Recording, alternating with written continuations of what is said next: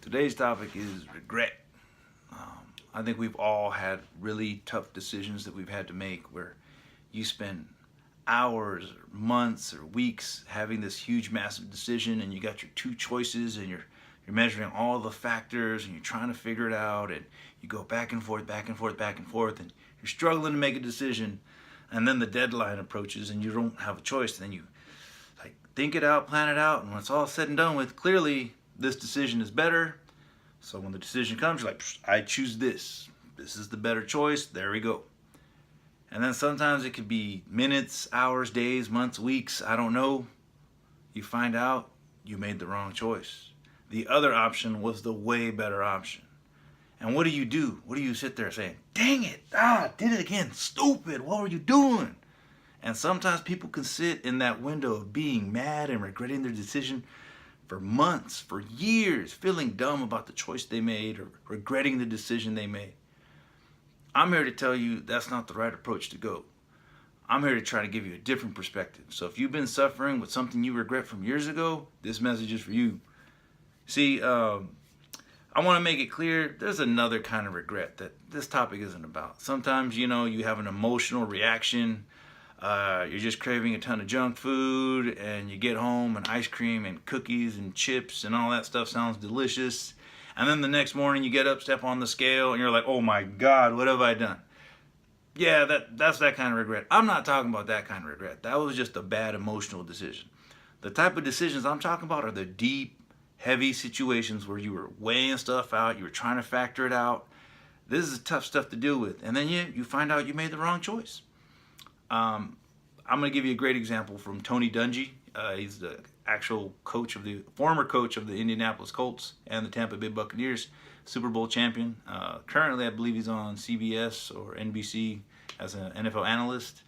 But back when he used to coach the Tampa Bay Buccaneers, he had a tough choice. It was a 1999 NFL draft. They had the number 15 overall pick. And they knew that most likely they were going to get down to these two players. They needed a defensive player. They had Anthony McFarland from LSU, D-tackle. And they also had another athlete by the name of Javon Curse. Now, some of you know where I'm going with this, but just wait up. Anyways, so they're going back and forth. They have thousands of hours of research, going back and forth, reps 40 times, how many tackles, how many sacks, injuries, you name it, MRIs, they go through. And when it's all said and done with, and the time came to draft, they ended up drafting Anthony McFarland. With the next pick, Tennessee Titans quickly selected Javon Curse. And for those of you who don't know, Javon Curse ended up being Rookie of the Year. The most dominant defensive player that year. And a year later, everybody's like, Tony Dungy, what's wrong with you, dude? You had a chance to get Javon Curse, the freak, and he lived up to the name. And instead you went with Anthony McFarland, who barely got some playing time and got rotated in. Booger McFarland, by the way, for those of you know, NFL analysts on Monday nights. There you go. And they're like, what's wrong with you? And he sat there with the confident thing saying, you know what? Based on the thousands of hours of research that we did, Anthony McFarland was the better choice at the time. And I confidently stick to my decision. We made the right choice, and I will not go back and say, ooh, what if, or how that. I will sit here confident knowing that at the time, and based on all the information I had, I made the correct choice. And I will not regret that. And it was just so mind-boggling to me, the amount of confidence he had.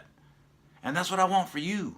If you know you sat there and you researched and you thought about everything and you measured it out and you made the best choice possible, you cannot go back and regret yourself. You made the right decision at the right time.